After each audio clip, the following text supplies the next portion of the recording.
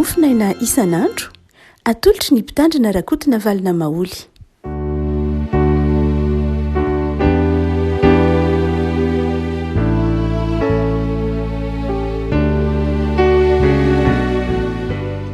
Ampifaliana rehefa no iarabanantsika trarety alarobia 10 ny volana septambra ity ny mofinaina izay voalahatra ho antsika dia ny filazan-tsaramasinà araka ny jaona toko 7 jaona toko 7 andininy 530 ka hatramin'ny 170 jaona toko 7 andininy 530 ka hatramin'ny 170 amin'ny anaran'i Jesoa.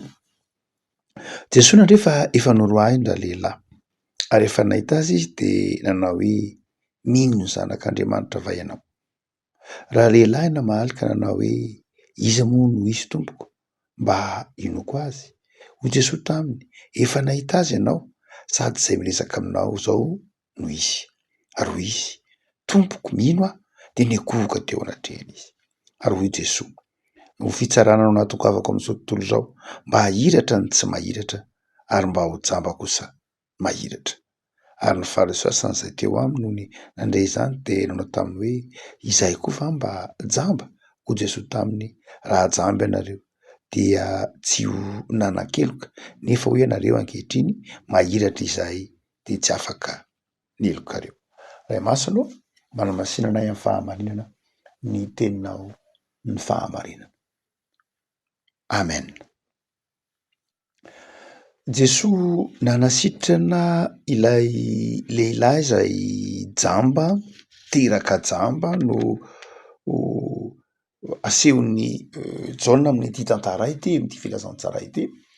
Ary rehefa teraka jamba ilay lehilahy dia nanameloka nametraka fanontaniana ny olona, nametraka fanontaniana tamin'i Jesoa, iza moa nanota ilay lehilahy ve sa ny ray aman-dreniny? Dia Jesoa namaly manao hoe tsy ilay lehilahy, tsy ilay ray aman-dreniny, fa izao hanehoana ny voninahitr'Andriamanitra nahatonga ity lehilahy ity jamba, zany hoe teny efa nalamin'Andriamanitra mihitsy mba ho fiasana eo am-pelatanan'Andriamanitra ity lehilahy jamba ity mba hijoro vavolombelona ny amin'ny asa mahagaga an'Andriamanitra.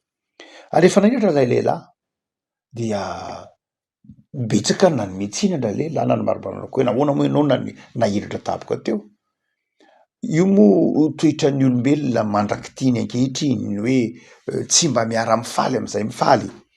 Raha ohatra ka ao anatina fiarahamonina atao hoe fivavahana tahaka ny izay resahana eto amin'ity filazantsara ity ny Fariseo sy ny mpanora-dalàna, raha ohatra ka olona madio fo ka mahita olona jamba mahiratra, inona no tokony ho fihetsika? Raha tena madio ny fo, tsy misaotra an'Andriamanitra, tsy miarahaba le olona, tsy miara-mifaly amin'le olona jamba nandritra ny fotoana ela, niankin-doha, nahantra, nanana olana, fa izao rehefa sitrana izy dia nanjara le olona sitrana indray ny diso. Zay nahatonga an'ilay lehilahy jamba miteny manao hoe fa ahoana koa ary nareo zany? Maninona moa zany no nomenareo tsiny sy ny sisa rehetra tsika manomboka ny 1 ka hatramin'ny 7:30. Ho tsika manao hoe ndraindray mandraka ankehitriny dia toetran'ny fiarahamonina mihitsy ny hoe tsy mba miara-mifaly. Tsy tokony ho faly ve ny fiarahamonina nahita ity lehilahy jamba ity sitrana? Tsy tokony ho faly ve ireto mpitondra fivavahana ny Fariseo sy ny mpanora-dalàna nahita ity sitrana ity hoe afaka amin'ny fahoriana, afaka tamin'ny fanilian'ny fiarahamonina, afaka tamin'ny fiankinan-doha tamin'ny hafa saingy izao? Tsy faly izy, tsy faly, nialina indray ary izy, velom-pialonana an' Jesoa izy. Ary dia hoy ny andininy farany amin'ny 7:30 dia noroahiny lay lehilahy sitrana. Ary rehefa voaroka lehilahy sitrana dia nihaona tamin'i Jesoa izy.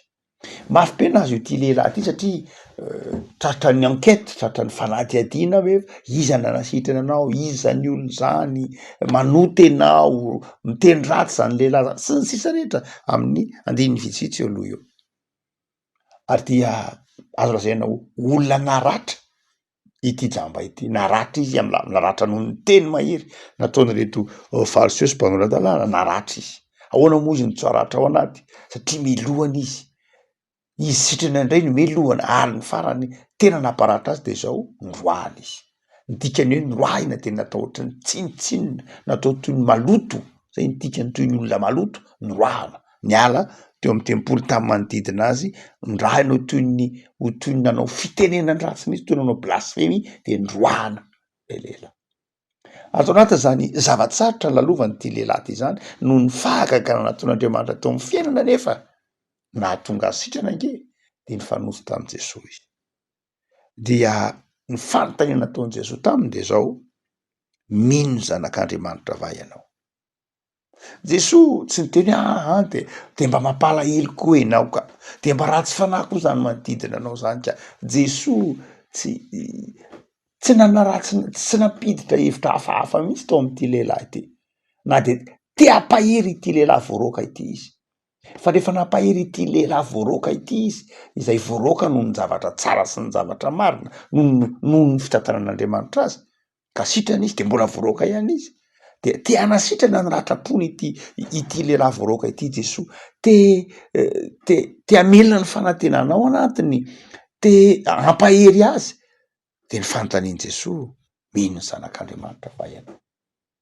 Raha ohatra ka tojo olona tahaka izany ianao hoe misy olona mitondra ny tsirariny eo anivon'ny fiarahamonina, mitondra tsirariny eo anivon'ny fianakaviana ohatra, tahaka ity lehilahy jamba ity, de inona mety ho fampahelezana mety ho hitanao? De zao tonga am'le fitenin'ny olona sanatria hoe mamela lakolosy, ianao kosa ratsy fanahy koa zany fariseo mpanorandalàna zany, fa maninona atao an'izany? Mety ho zay le karazana fanomezantsiny be de be hita vao mainka toy ny hoe mety ho zay teneninao angamba, tenenin'ny olona angamba manoloana ny fariseo mpanorandalàna de ratsy fanahy izy. Fa Jesosy tsy niditra taminatin'izany fanaratsiana ny mpanorandalàna zany, tsy niditra tam'izany Jesosy. Tsy namelona fakahalana koa tao anatin'lay lehilahy sitrana. Raha itsika zao mampahery de mety ataotsika sanatr'indrany, na ny fiarahamonina mampahery de zao mety mamelona fakahalana ao anatin'lay olona sitrana izy hoe aza manaiky an'izany, inona ny ekenao an'izany, reny nge ratsy fanahy. Tsy nanao an'izany mihitsy Jesosy. Fa ny fanontaniana nataon'i Jesosy de zao fotsiny manao hoe: mino ny zanak'Andriamanitra va ianao? Finoana manasitrana. Zay no asehon'i Jesosy eto hoe ny zava-dehibe netiny nampahery le lehilahy de zao manao hoe: mino ve ianao e? Rehefa mino ianao de zao zay ny zava-dehibe. Ry havako, hotsika tamin'ity herinandro ity nanao hoe lay fampianarana lehibe maha-protestanta amin'ny protestanta nampianarin'i Martin Luther le hoe justification par la foi, lay fanamarinana amin'ny finoana. Resahantsika tamin'ity herinandro ity na tamin'ny herinandro lasa hoe zava-dehibe nge le fanasitranana amin'ny finoana, na lay fanasitranana moa io na fanamarinana na famonjena koa raha tsy maninona amin'ny alalan'ny finoana. De tsika manao hoe ny zava-dehibe tamin'ny Paoly nge de zao ny hoe fanamarinana amin'ny finoana ny fototra. Itsika mantsy mahamaika atsika am'izao vanim-potoana ankehitriny zao de ny hoe mino mba hahazo zavatra, mino mba hahazo zavatra. Fa ny Paoly mino mba ho tonga olom-baovao, tsy lay mino mba hahazo zavatra aingana satria tsika voakolokolo ny toe-tsaina materialista. De ndray mino mba haka zavatra, mino mba hanan-javatra. Zay ny teny mamaka atsika hoe za mino mba te hanana an'izao, za mino mba te hanana an'izao, mino aho fa Andriamanitra mahay an'izao. Fa ny Paoly tsy zay. Anandray afangarontsika mihitsy ny sola fidei ny protestant. Dia ny Martin Luther no arimarina kokoa ny sola fidei ny Martin Luther, ny sola fidei ny réforme, de tsy hoe mino mba hanan-javatra, fa mino fa zanak'Andriamanitra Jesosy.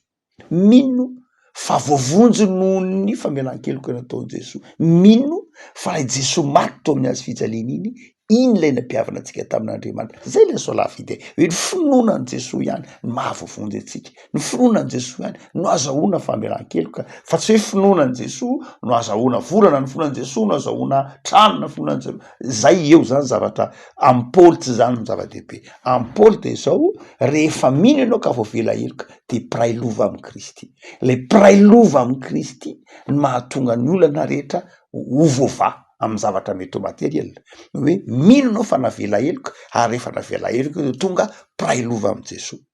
Zay no mahatonga eto le hoe mino eto de mino manasitrana indray, mino fanasitra ny finoana ho an'i Jesosy, manasitrana lay rahatrapo. Ny finoanan' Jesosy mahatonga anao mahery eo anatrehan'ny fahakalan'ny hafa. Voaroaka ity lehilahy ity, noroana, nakalaina, nomenatsiny, no ambanina, ntsinotsiniavina, hoy nareo amin'ny teny frantsay humilié, no ambanina natao tsinitsinina ity lehilahy ity. De ny fanontanian Jesosy manao hoe mino va ianao? Re afaka malala ny finoantsika an' Jesosy de manasitrana antsika. Ny finoantsika an' Jesosy de mahatonga antsika mahazaka ny herisetra ny teny ataon'ny olona manodidina antsika. Ny finoantsika an' Jesosy de mahatonga antsika mahazaka ny fahakalan'ny olona. Rehefa kely finoana isika de tsy mahazaka ny fahakalan'ny olona. Fa rehefa tena mafy ny finoantsika an' Jesosy de zao tsy manaitra antsika mihitsy. Zay mety ho fahakalan'ny olona antsika, zay mety ho fanaratsian'ny olona antsika, zay mety ho fanendrikindrehan'ny olona antsika, zay mety ho fanosorapotaka ataon'ny olona antsika. De zao tsy mampiontsina antsika izany. Rehefa mino an' Jesosy ho zanak'Andriamanitra isika. Azay fotsiny ny tenin' Jesosy. Ny vahaolana entin' Jesosy manoloana ny zavatra, ny hazo fijaliana entitsika noho ny amin'ny fitiavana an'Andriamanitra. Ny hazo fijaliana sy ny zava-tsaratra hoentitsika noho ny amin'ny tompo. De ny azaka antsika zany de ny finoana. Tsy hoe ny mamaly ratsy ny ratsy no mahatonga antsika sitrana ao anatin'ny fahakalan'ny hafa, na ao anatin'ny fanaratsian'ny hafa, na ao anatin'ny fanendrikendrehan'ny hafa. Tsy ny famalitsika faty no manasitrana an'izany. Tsy ny herisetra ataotsika no manasitrana an'izany. Tsy ny valifatitsika no manasitrana an'izany. Fa izao ny finoantsika. O Jesosy, mino zanak'Andriamanitra va ianao? Raha lehilahy namarika anao hoe iza moa izy tompoko mba hainoako azy.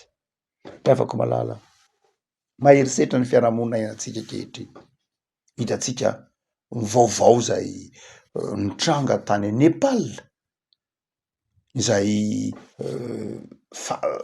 farafanjavatra, tanora analinaliny, anarivony nandeha nirohitra, nandoro ny lapam-panjakana sy ny tahaka zany. Manoloana ny tsy fahamarinana tao anatin'ny fiarahamonina, manoloana ny kolokolo tao anatin'ny fiarahamonina. Hotsika manao hoe miova be ny endriky ny fiarahamonina ankehitriny. Miova be ny fiarahamonina ankehitriny. Ary hitantsika fa eto ambonin'ny tany dia vao mainka mihamaherisetra avokoa ny olona rehetra na amin'ny teny. Indrindra hitantsika amin'ny fiainantsika isan'andro zany. Misy teny tsy fampiseho masoandro indraindray, teny fanaratsena indraindray, ary na any amin'ny toeram-piasana aza de indraindray ila tsy zaka. Ary ny aza azo ny olona ihany moa zany rehefa ao anatin'ireny tambajotry reny, na rehefa ny anatin'ireny ataontsika hoe indraindray mafy be tsy zaka mihitsy. Ary misy moa fazantsika fa any Etats-Unis na amin'ny toerana maro samihafa de misy mihitsy olona lasa mamono tena tsy mahazaka an'lay hamafiny lay fanenjehana, hamafiny lay fanendrikendrena, hamafiny lay mety ho fanakianana koa ary. Satria tsy voatery hoe tsy marina foana koa zavatra resahana anatin'ny tambajotra, fa mety ho marina. Fa mafy fotsiny le fanakianana. Ary io tsy amin'ny lafin'ny tambajotra ihany.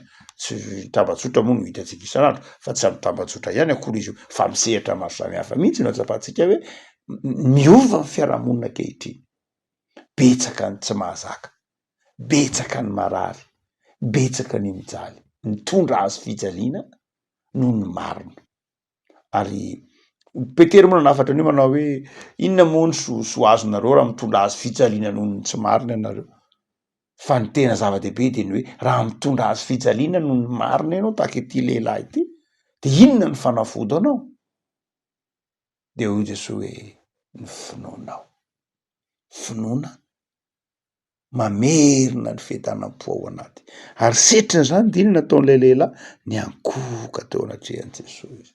Re avako manazava ny sotra masina manao hoe raha tody zava-trarotra ianao, raha tody zava-manahirana ianao de zao aoka ny fivavahana sy ny fisaorana no entinareo manambara ny sitrapo, ny fangatahanareo ao amin'Andriamanitra ao Kristy Jesosy. Re avako mahireza ny tompo anie ampahirentsika afahantsika mba tsy hanako amin'ny fotsika, tsy hanako amin'ny toe-panahintsika ny zava-tsarotra lalovantsika eo anatrehan'ny fanenjenana ny zava-manahirana, mba hoe kristianina mitoetra tsara, hoe ao anatin'ny fiangonana fiangonana na anatin'ny fikambanana na anatin'ny fiaina kristianina ndraindray arakaraky ny androsonao, arakaraky ny ezanao maneho fitiavana, arakaraky ny avoizanao, arakaraky ny anomezanao, ndraindray nytao atsapanao fahakalana. Ndraindray mety mampiemitra ny mpino mihitsy reny, mety misy mpino miemitra nohony mety ho fanaratsiany ny hafa. Efa mba miezaka mafy manao asa fanompona, miezaka mahafoy, miezaka manome, miezaka miasa, saingy tsy mahazo fankasitrahana akory azy fa fanenjehana, fanaratsiana. Zany mety misy mpino mahazo an'izany anivon'ny enganepo an'izany anaty fiangonana fa mba anaty fikambanana kristianina tsotra sanatria misy zany. De zao ry afaka malala mety pitranga zany. Fa izao mino ianao sa tsy mino. Fa raha mino an Jesosy anao de zao tsy mampiemitra anao zany. Fantatry Jesosy tsara fa mety mpahazo ny olona rehetra zany. De ny fantany napetraky Jesosy hoe mino ve anao sa tsy mino. Fa raha mino anao de zao matoky. Fa ny finonao de finoana mahazaka fanenjehana.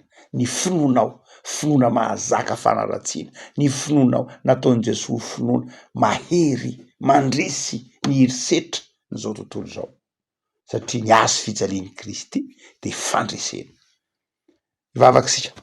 Tompo misaotranao anao ny amin'ny soratra masina izay mampahirena ahy. Ary mahatonga anay miorina bebe kokoa amin'ny finoana. Ndraindray tokoa zay Tompo. Tsy mahazaka ny amafin'ny zavatsarotra, ny fahakalana, ny fanenjehana, ny fanendrikendrehana, ny fanaratsiana zay mety ho hita amin'ny andavanandro. Saotra Tompo fa manome vahaolana ianao, fa ny finoana ianao ho mpamonjy, ny finoana ianao ho mpamela heloka, ny finoanao anay ho namonjy anay tao amin'ny hazo fijaliana no azakanay zay mety ho fanaratsiana na lafinjahatra maro samihafa sedraina noho ny mahampilo.